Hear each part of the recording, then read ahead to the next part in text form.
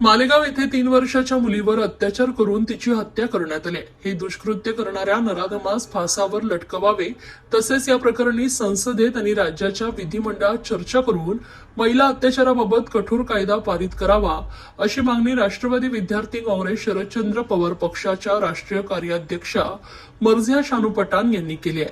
दरम्यान मर्झिया पठाण यांनी पोलीस उपअधीक्षक तेगबीर सिंह संधू यांची भेट घेऊन नराधम आरोपीला फाशीची शिक्षा व्हावी याच अनुषंगाने आरोपपत्र तयार करावे अशी मागणी केली आहे. मालेगाव पासून नजीक असलेल्या एका गावात 3 वर्षाच्या चिमुरडीवर बलात्कार करून तिची हत्या करण्यात आली होती. या घटनेचे पडसाद सर्वत्र उमटले असून तीव्र प्रतिक्रिया उमटतात.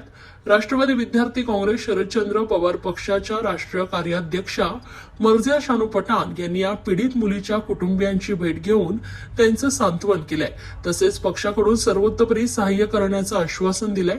पीडित कुटुंबाची भेट घेतल्यानंतर मर्झिया पठाण यांनी स्थानिक पोलीस स्टेशन आणि पोलीस उपअधीक्षक तेगबीर सिंह संधू यांची भेट घेऊन तपासाबाबत माहिती घेतली. या प्रसंगी त्या म्हणाल्या की राज्यात महिला मुलींवरील अत्याचारांच्या घटनांमध्ये वाढ होऊ लागली. जिथे असे अत्याचार होत असतात तिथे पोहोचून न्याय मिळवून देण्यासाठी आपण नेहमीच तत्पर असतो. आज मितीला देशात दर 15 मिनिटाला एका महिलेवर अत्याचार होत आहे. आपल्या देशात कडक कायदे असूनही केवळ न्यायदान उशिरा होत असल्याने अनेक घटनांमध्ये आरोपी मुक्त सुटत आहेत. न्यायदानातील विलंबामुळे न्याय नाकारला जात असल्याची भावना पीडितांमध्ये तयार होत आहे. त्यामुळेच मालेगाव घटनेतील आरोपपत्र तयार करताना कोणत्याही प्रकारची हयगय करू नये अशी विनंती पोलीस अधिकाऱ्यांना केली आहे. या नराधमाला असं कडक शासन झालं पाहिजे की यापुढे कुणाचीही असा गुन्हा करण्याची हिंमत होणार नाही.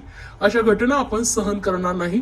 जर आरोपींना शिक्षा करण्यास यंत्रणा सक्षम नसेल तर आम्ही नराधमाला योग्य तो धडा शिकवू असा इशाराही मर्झिया शानू पठाण यांनी दिलाय.